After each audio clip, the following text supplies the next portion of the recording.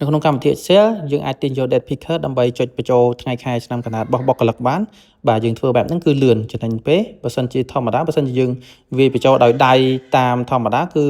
យូរបាទបើសិនជាយើងមានការងារហើយយើងវាយបញ្ចូលថ្ងៃខែឆ្នាំកណ្ដាលដោយដៃវាយតាមធម្មតាគឺយើងចំណាយពេលយូរមែនទែនបាទអញ្ចឹងដើម្បីទាញយកចូល home មកបាទហើយអ្នកទាំងគ្នាមើលមកខាងស្ដាំមានពាក្យ add in ចុច add in ហ្នឹងមកអញ្ចឹងឈ្មោះវាគឺ mini date picker បើអ្នកទាំងគ្នាអត់ទាន់មានទេចុច more add in មកបាទបន្តមកយើងទៅ search បាទទៅ set mini calendar ហ្នឹងឬក៏ date picker ក៏បានអញ្ចឹងចុចទៅវាលុបមកហើយចុច add មកចុច continue មួយសារទៀតអញ្ចឹងវាចេញមកហើយបាទតម្រង date picker ហ្នឹង